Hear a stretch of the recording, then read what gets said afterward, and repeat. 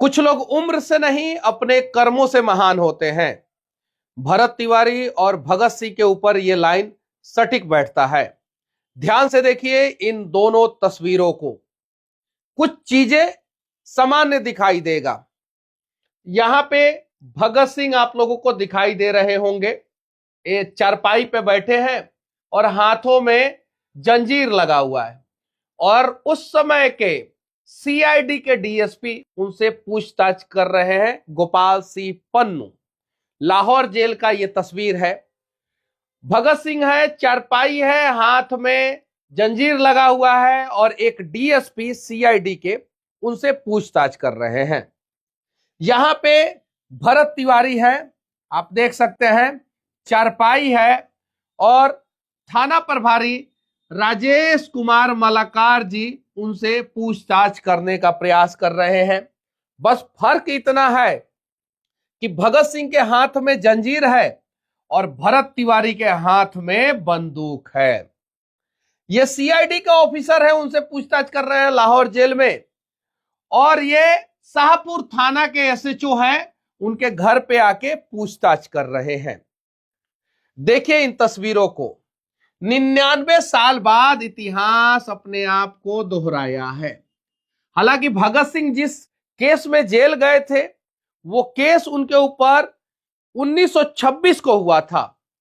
लाहौर में दशहरा बम कांड जो हुआ था उसी सिलसिले में 1926 में भगत सिंह के ऊपर केस हुआ था 1926 में, और भरत तिवारी के ऊपर 2026 में, 100 साल बाद।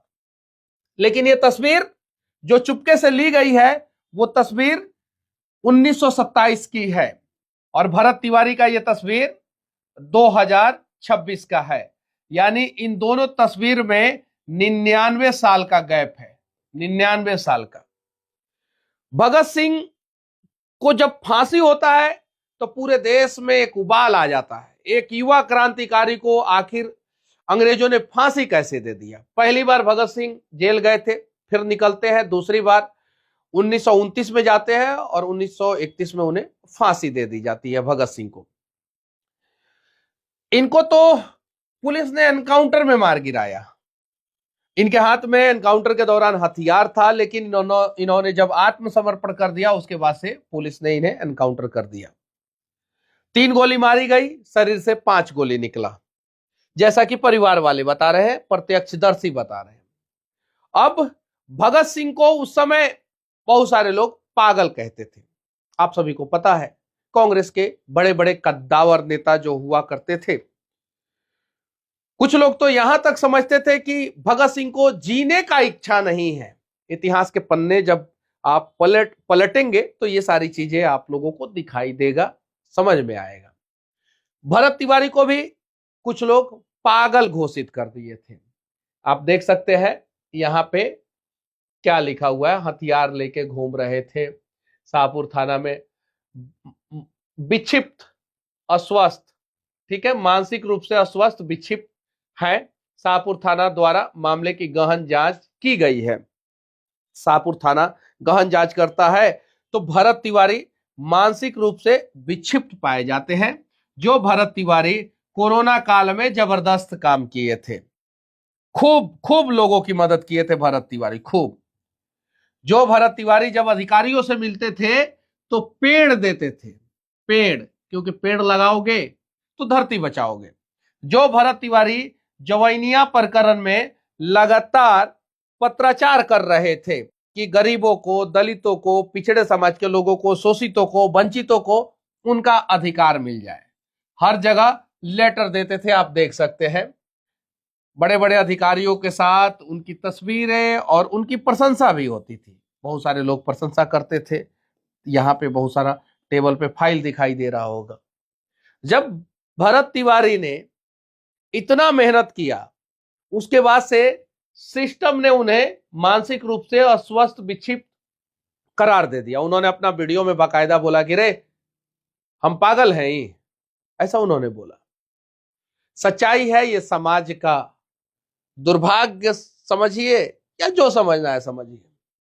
जो आपके हक के लिए आवाज उठाता है ना, आप ही के नेता उसे जातियों के तराजू में तौल देते हैं। दलितों के लिए आवाज उठाएं। दलित के नेता जीतन राम मांझी कह रहे हैं कि भरत तिवारी के साथ साथ उनके परिवार पे भी एफआईआर होना चाहिए। जरा सोचिए, जो जीतन राम मांझी अपने परिवार के अलावा किसी को सेट नहीं कर पाए हैं, वो जीतन राम मांझी ऐसा स्टेटमेंट दे रहे हैं और उन्हीं दलित भाइयों के लिए भरत तिवारी ने आवाज उठाया है। अब देखिए, यहां पे भगत सिंह देश को आजादी दिलाने के लिए आवाज उठाएं और उस समय के कांग्रेस के बहुत सारे नेता ने इनका सपोर्ट नहीं किया। यहां तक कि देश के लोग तब इनके समर्थन में आए जब इनको फांसी दे दी गई। 2 साल तक जेल में बंद रहे कंटिन्यूअस। उस समय लोग अगर सड़कों पे उतर जाते तो अंग्रेज मजबूर हो जाते और भगत सिंह को फांसी नहीं होती। जब ये आवाज उठा रहे थे भरत तिवारी, उस समय समाज के लोग चीजों को समझ जाते तो शायद भरत तिवारी का एनकाउंटर नहीं होता, भरत तिवारी को हथियार उठाने की जरूरत नहीं पड़ती। भरत तिवारी के गले में एक हनुमानी था। हनुमानी बिहार में लोग पहनते हैं, सोना का रहता है, हनुमान जी का यहाँ पे लॉकेट टाइप का पहना जाता है। उसको बेच के भरत तिवारी ने हथियार लिया, उसी को बेच के हथियार लिया था, हनुमानी को बेच के। किसके लिए हथियार लिया था? अपना घर बनाने के लिए नहीं, अपना नाम चमकाने के लिए नहीं। जब तो जिंदा थे तो फेसबुक पे 5,000 फॉलोअर था, अब मर गए तो 1,35,000 हो गया है। अभी बढ़ ही रहा है, धीरे धीरे बढ़ ही रहा है। अब ये सारा चीजें आप लोगों ने देखा, ये काम करने वाला आदमी मानसिक विक्षिप्त करार दिया जाता है और एनकाउंटर में मार दिया जाता है। अब देखिए, यहां पे भरत तिवारी हिंदू राष्ट्र की बात करते थे, बाबा बागेश्वर भी हिंदू राष्ट्र की बात करते हैं। यहाँ पे आप तस्वीर देख सकते हैं भरत तिवारी का और बाबा बागेश्वर का। भरत तिवारी के मौत के बाद बाबा बागेश्वर का अभी कोई प्रतिक्रिया नहीं आया है, कोई प्रतिक्रिया नहीं आया, एक शब्द भी, कुछ भी अभी बाबा बागेश्वर जी ने भरत तिवारी के बारे में नहीं बोला है। गलत सही कुछ भी नहीं बोला है, अभी एनालिसिस कर रहे होंगे बाबा बागेश्वर बाबा। हिंदू राष्ट्र की बात ये भी करते हैं, भरत तिवारी भी करते हैं। भरत तिवारी का एनकाउंटर हो गया, अभी तक एक शब्द नहीं। अब यहां पे देखिए तस्वीर, एक और तस्वीर खूब वायरल होता है चंद्रशेखर आजाद का, हाथ में हथियार लिए हुए। यहां पे आप देख सकते हैं पुलिस वाले, कुछ ग्रामीण, कुछ लोग हैं यहां पे खड़े और भरत तिवारी अपने घर पे हाथ में बंदूक लिए खड़े हैं। आप ध्यान से देखिए। अब इसे शेर कहा जाए कि पागल, समझ में नहीं आ रहा। क्यों ये आदमी लड़ रहा था, समझ में नहीं आ रहा। अब बिहार के लोग, बहुत सारे लोग कह रहे हैं कि भाई फलाना जात का आदमी रहता तो उसे अपराधी बोल दिया जाता है और चिलाना जात का आदमी रहता तो उसे क्रांतिकारी बोल दिया जाता है। मैं आप लोगों से एक सवाल पूछना चाहता हूं, आजादी के बाद से कोई ऐसा एनकाउंटर के बारे में बताइए जिसमें जिसकी एनकाउंटर हुई हो उसके ऊपर एक भी मुकदमा नहीं हो और वो समाज के लिए लड़ रहा हो। एक सिंगल एनकाउंटर का नाम बता दीजिए, सिंगल, 1947 से लेकर 2026 तक का। अब तुलना मत कीजिए आप लोग किसी से भी। जिस व्यक्ति के ऊपर 10-10 मर्डर के केसेस हो, 20-20 मर्डर के केसेस हो, 50-50 मर्डर के केसेस हो, चोरी, डकैती, लूट जैसा गंभीर धाराओं में केसेस लगे हो, उसका तुलना आप भरत तिवारी से कर रहे हैं। भरत तिवारी के ऊपर एक भी सिंगल केस नहीं था। भरत तिवारी ब्राह्मणों के लिए नहीं लड़ रहा था, भरत तिवारी पिछड़ा समाज के लोगों के लिए और दलित समाज के लोगों के लिए लड़ रहा था। भरत तिवारी का एनकाउंटर होता है हथियार फेंक देने के बाद और भरत तिवारी का बाकायदा वीडियो के रूप में सबूत है। एक सिंगल केस का नाम बता दीजिए 1947 से लेकर 2026 तक का ऐसा हुआ हो। जाइए गूगल पे जाइए, सर्च मारिए, एआई से पूछिए, चैट जीपीटी से पूछिए, जेमिनी से पूछिए, और भी एआई प्लेटफॉर्म अगर आप इस्तेमाल करते होंगे तो जाके वहां पे पूरा जानकारी इकट्ठा। जिसका भी एनकाउंटर हुआ है उसके पास कुछ ना कुछ मिला जरूर है और उसके ऊपर पहले से कुछ ना कुछ मुकदमा जरूर रहा है। भरत तिवारी के ऊपर कोई मुकदमा नहीं था। अभी कुछ दिन पहले ही लोकसभा के चुनाव के दौरान, उससे पहले, जस्ट पहले, अमृतपाल का आप लोगों ने नाम सुना होगा, हथियार लेके और पूरा थाना को घेरवा लिए।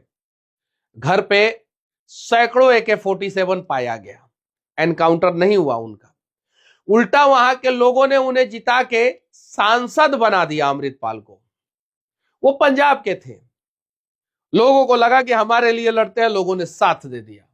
ये बिहार के हैं, इन्हें मानसिक विक्षिप्त घोषित कर दिया गया और बिहार के कुछ नेता अलबल स्टेटमेंट दे रहे हैं। उस पर भी मैं सेपरेट वीडियो बनाऊंगा। बिहार के कुछ सोशल मीडिया इन्फ्लुएंसर अलबल तुलना कर रहे हैं भरत तिवारी का किसी और से, किसी और से, किसी और से। आप सिंगल इंसिडेंट बता दीजिए, एक इंसिडेंट, भरत तिवारी जैसा एक इंसिडेंट बता दीजिए पूरे देश में कभी घटा है क्या, हुआ है क्या? बाकायदा इनका वीडियो सबूत है, बाकायदा इनका फेसबुक पे सारा पोस्ट है। आप एक ऐसा आदमी का नाम बता दीजिए जो फेसबुक पे पोस्ट करता हो, समाज के लिए लड़ता हो, उसके ऊपर एक भी मुकदमा नहीं हो, एक सिंगल मुकदमा नहीं हो, और तब उसका एनकाउंटर हो गया हो।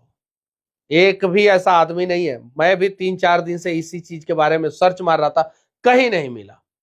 हाँ, कुछ ऐसे लोग हैं जो समाज सोसाइटी के लिए लड़े हैं, हथियार उठाए हैं, उनके ऊपर अनेकों मुकदमे दर्ज थे, मर्डर केस तक भी दर्ज थे, ऐसे लोग हैं। ऐसे कुछ नक्सलवादी भी आप लोगों को मिल जाएंगे, कुछ अलग अलग राज्य में लोग भी मिल जाएंगे, बाहुबली भी लोग मिल जाएंगे, लेकिन भरत तिवारी के ऊपर एक भी केस नहीं था। जवैनिया गांव में जिन लोगों का घर कटा, उनमें से कुछ लोगों को जमीन मिला। किन लोगों को जमीन मिला? जिनके पास पहले से उनके नाम पे 1 डिसमिल भी जमीन नहीं है, उन्हीं को मिला। यानी ब्राह्मण, भूमियार, राजपूत, लाला या अदर कास्ट में भी यादव जी लोगों को भी जमीन नहीं मिला। वहां पे यादव जी भी लोग थे, उन लोगों को भी जमीन नहीं मिला। वैसे किसी भी व्यक्ति को जमीन नहीं मिला जिनके पास 1 धूर भी जमीन था। जमीन उन लोगों को मिला जिनके पास 1 धूर भी जमीन नहीं था। उसमें से आते हैं दलित, महादलित, अति पिछड़ा समाज के लोग, और इन लोगों को जमीन मिला। इन लोगों को बसा दिया गया वहां पे गलत जगह पे, 18 किलोमीटर दूर। एक भाई जवैनिया बच गया, एक भाई को 18 किलोमीटर दूर भेज दिया गया। बाप जवैनिया में है, बेटा 18 किलोमीटर दूर गांव में है। अब जरा सोचिए।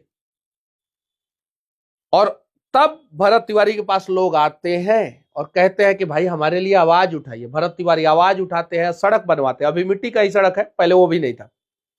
इलेक्ट्रिसिटी का पोल लगवाते हैं, उसके बाद से इलेक्ट्रिसिटी के लिए लड़ते हैं, चापाकल हलवाते हैं, और अनेकों बार आवाज उठाते हैं। एसडीएम से झगड़ा हो जाता है और उसके बाद से ये सारा प्रकरण शुरू होता है। एक और वीडियो वायरल हो रहा है जिसमें भरत तिवारी लड़ रहे हैं पुलिस वाले के साथ और पिताजी भरत तिवारी को मार रहे हैं। अरे भाई, हर बाप अपने बेटा को ही मारता है, कहीं झगड़ा झंझट होता है तो बाप मार रहा है बेचारा।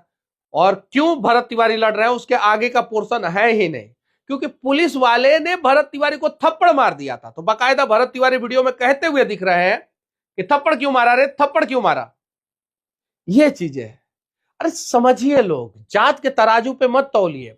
और चलिए, एक और चीज मैं आप लोगों से पूछना चाहता हूं, सबसे ज्यादा समस्या किस समुदाय के लोगों को है? तो कमेंट आप लोग करेंगे कि दलित को सबसे ज्यादा समस्या है, महादलित को सबसे ज्यादा समस्या, अति पिछड़ा को सबसे ज्यादा समस्या, आप ही लोग कमेंट करेंगे। तो फिर उन समस्याओं के समाधान के लिए लड़ रहे थे भरत तिवारी। आज भरत तिवारी अगर खामोश हो जाएंगे तो फिर उनके लिए कोई नहीं लड़ेगा और उनके समाज के नेता सिर्फ और सिर्फ उनका इस्तेमाल करेंगे। उसके ऊपर मैं एक सेपरेट वीडियो बनाऊंगा और बिहार के बहुत सारे नेताओं के पैरों के नीचे से अब जमीन खिसकने वाली है, यकीन मानिएगा लोग। और हो सके तो भरत तिवारी प्रकरण में भरत तिवारी का साथ दीजिए। और हां, बिहार के बाहर से भी बहुत सारे सोशल मीडिया इन्फ्लुएंसर आ रहे हैं भरत तिवारी की मां से मिलने। जो लोग भगत सिंह की मां से नहीं मिले हैं वो भरत तिवारी की मां से जरूर मिलना चाह रहे हैं। जो लोग भगत सिंह के परिवार से नहीं मिल पाए वो भरत तिवारी के परिवार से जरूर मिलना चाह रहे हैं। बहुत सारे कलाकार, बहुत सारे नेता और ये सारे लोग। और इन्हीं सब चीजों को देखते हुए भरत तिवारी का परिवार और स्थानीय कुछ ग्रामीणों ने 24 तारीख की घोषणा की है कि 24 जून को ये लोग उसी गांव में महापंचायत बुला रहे हैं और उस दिन 10,000 से ज्यादा लोग इकट्ठा होंगे, ऐसा कहा जा रहा है। लेकिन यकीन मानिए, लोगों की संख्या अगर 50,000 हो जाए तो और अच्छा, 1 लाख हो जाए तो और अच्छा, 5 लाख हो जाए तो और अच्छा। अब देखते हैं भरत तिवारी के शहादत पे कितने लोग उनके परिवार से मिलने आते हैं, कितने लोग महापंचायत में आते हैं, ये देखना है। बाकी भरत तिवारी के बारे में आप लोग क्या सोचते हैं कमेंट करके जरूर बताइएगा। और जाते जाते इन तस्वीरों को ध्यान से देख लीजिए। ये सीआईडी के ऑफिसर है, डीएसपी रैंक के है, भगत सिंह से पूछताछ कर रहे हैं लाहौर जेल में 1927 को। और ये थाना प्रभारी है, एसएचओ है, भरत तिवारी से पूछताछ कर रहे हैं 2026 को। जय हिंद।